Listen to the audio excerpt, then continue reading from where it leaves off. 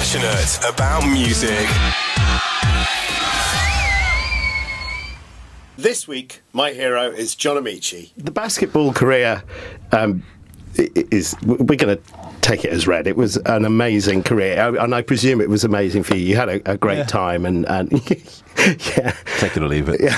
Okay. I mean, it's served its purpose. Okay. Did you have a great time at the time? No. No, I did not. We would not be talking had I not played basketball.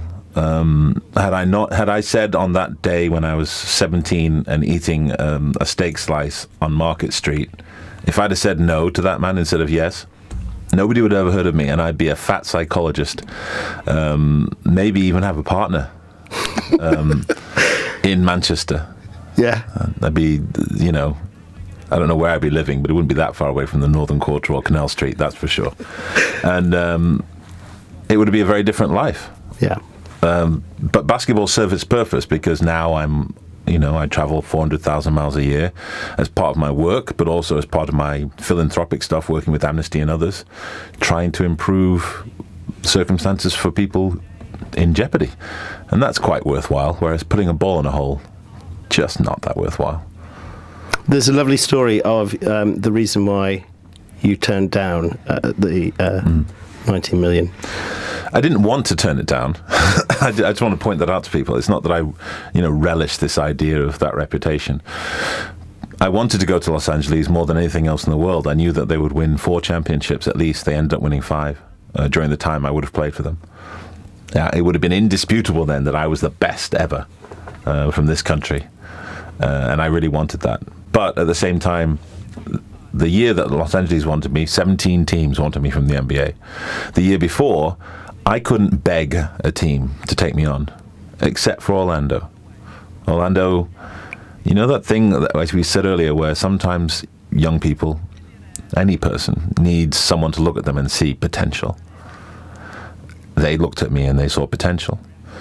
And I thought that should be rewarded. I'm the kind of person who bangs on about principles all the time. I'm probably done it too much today. I bang on about principles all the time, about how they matter, how they are immutable, how you cannot change them, how it doesn't matter whether it's giving a nice old lady the last bottle of milk or the last parking spot close to the supermarket, or saying you'll stay with a team that's given you your chance even though you've just been offered 17 million from somebody else. You can't be a part-time man of principle, unfortunately. That's I think that's quite a massive thing, and I think that says quite a lot about, well, it says everything about who you are and what you are. I mean, the good part is that, and what is useful about it, in both a business sense, in fairness, and also in terms of my reputation, which is not always as good as I'd like it to be, is that whatever people say about me, and there are plenty who say bad stuff, people know what my word is worth. There are very few people in this world who can put a number on it. And when they're asked, how much credibility can there be in what you say when you say this is what you'll do? How much can we trust that you will follow through when you say this is what you'll do?